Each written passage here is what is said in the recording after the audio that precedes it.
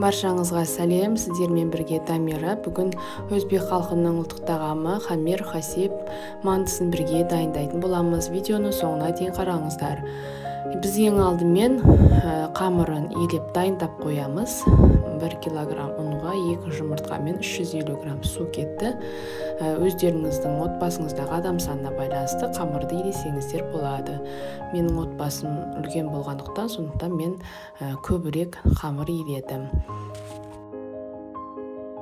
Қыздар, қамырды миксермен үйлеу міндетті емес, қолмен елесеңіздер де болады әрине. Менің уақытым тығыз болғандықтан мен миксермен еледім. Өз қалауларыңызша қолмен елеңіздер. Егер мен сияқты миксерді елейтін болсаңыздар, қамыр елеген кезде суды бірден құя салмаңыздар. Біртіндеп құйып отырып қамыр еленеді. Әбден толық су құйылған соң миксерді өшірмей, осындай консистенция болғанға дейін миксерді өшірмейміз. Міне қамырымыз осымен дайын болды. Қараңыздар, өте қатты емес, қатты жұмсақ емес, орташа қалыпты. Нағыз мантыға керек қамыр еленіп шықты.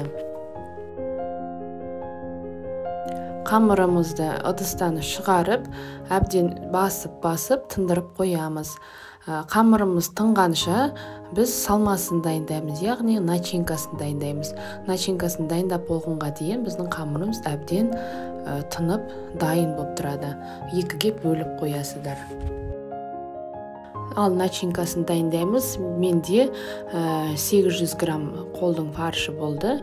2 орташа пияз, 1 шыны күрішті міндетті түрде жуыңыздар. Пісіріп қосса да болады, мен пісірген жоқпын. Және де 2 орташа картоп қосып жібердім. Негізі картоп міндетті емес, классикалық рецептінде картоп қосылмайды. Дәміне қарай тұз, бұрыш, паприка қоссаңыздар болады. Әбден араластырамыз қасықпен, одан соң әбден қолмен араластырған жөн. Сонда барлық ингредиенттер бір-бірлерімен араласып, әбден тұзы, бұрышы сіңетін болады. Қыздар, дәл осы рецептпен жасасаңыздар, үлкен мантоваркамен, яғни манты пісіретін ыдыспен толады. Егер отбасыңызда адам саны аз болған жағдайда көз мөлшермен азайтып жасасаңыздар болады. Мен қамырды осылай екіге бөліп алдым, себебі үлкен қамырды жаю ыңғайсыз болғандықтан екіге бөліп осылай қамырды жайдым. Қамырдың жаюы кәдімгі қарапайым мантының қамыры сияқты жайылады, ешқандай ерекшелігі жоқ.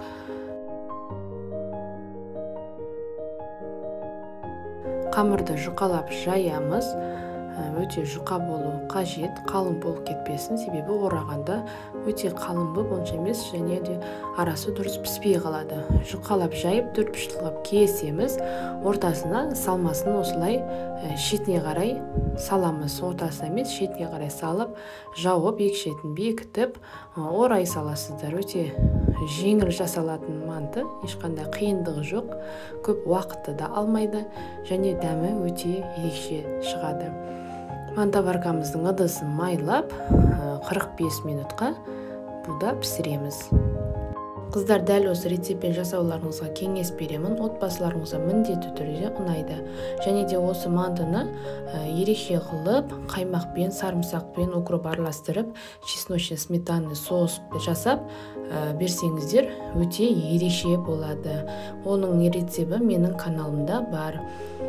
Видеоны соңына дейін қарағандарыңызға рахмет. Менің каналыма тіркеліп, қасында қоңырауша белгісін басуды ұмытпаңыздар. Ас болсын.